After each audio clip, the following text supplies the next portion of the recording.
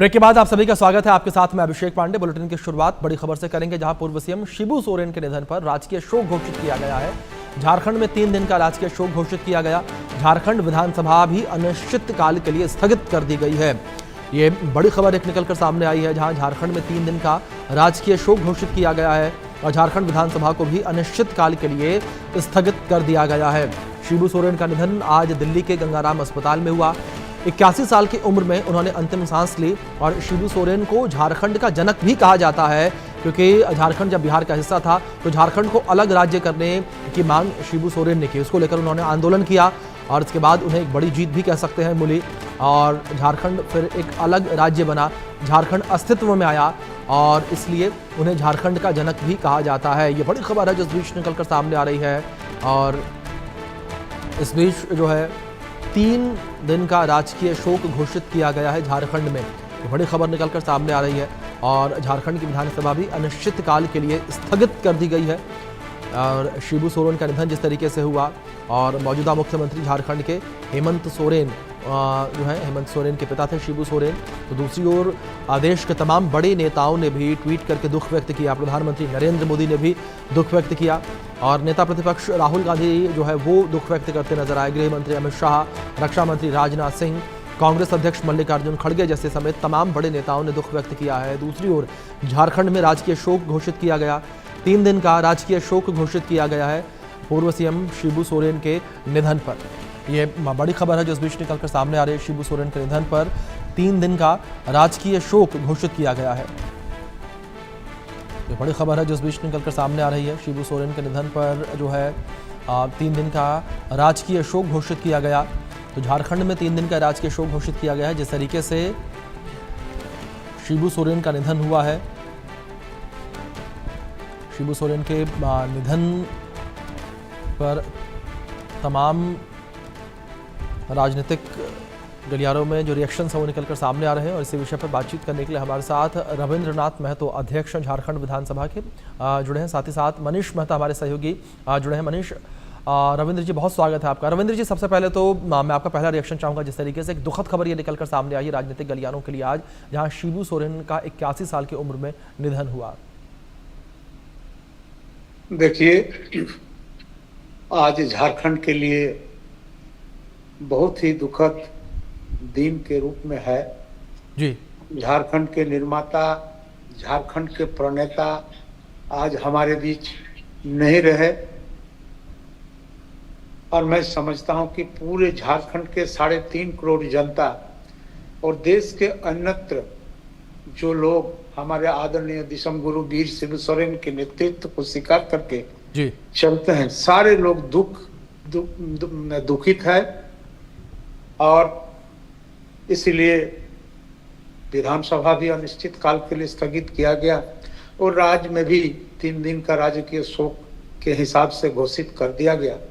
मैं आपको बता दूं कि दिसम गुरु साधारण आदमी में से नहीं थे, जो असाधारण व्यक्तित्व के व्यक्ति थे और इन्होंने दबे, कुचले, शोषित, पीड़ित लोगों के आवाज बनकर, उनके रहनुमा बनकर के इस अलग आंदोलन को जमीन से लेकर के पार्लियामेंट के फ्लोर तक ले जाने के लिए पूरा जीवन यौवन झोंक दिए और अंततोगत्वा इस झारखंडी लोगों का पहचान, झारखंडी लोगों का अस्तित्व उनको प्राप्त हुआ।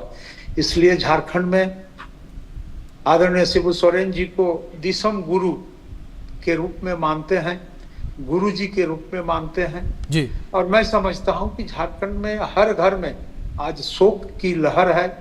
इनके निधन के खबर पाकर के पूरे झारखंड आज स्तब्ध है। हम लोग भी काफी मर्माहत हैं।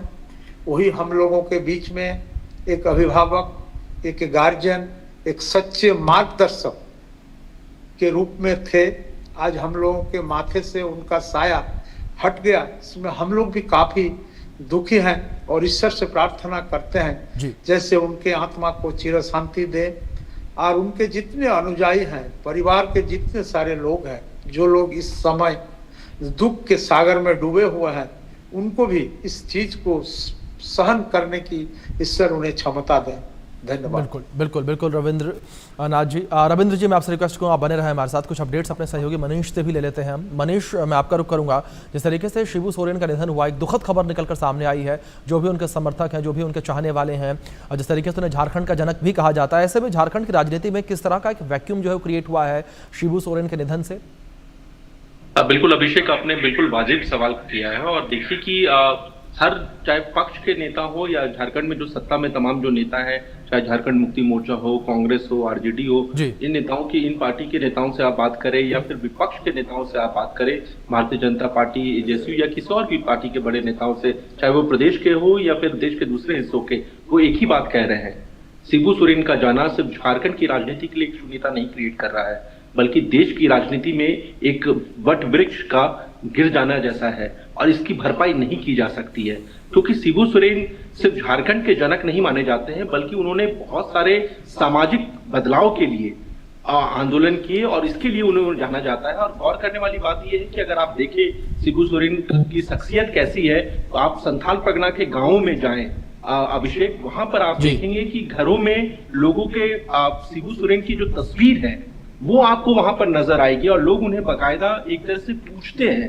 वो आस्था उनके प्रति इस कदर है कि लोग उन्हें वहां पर पूछते हैं। तो ये जो आप कह सकते हैं कि जीवन में रहते हुए, जीवन के पर्यंत भी, यानी कि जीवन के बाद भी जो एक सम्मान, जो उन्होंने जो मान जो कमाया है गुरुजी ने, वो यही है कि लोगों का उनके प्रति आस्था है।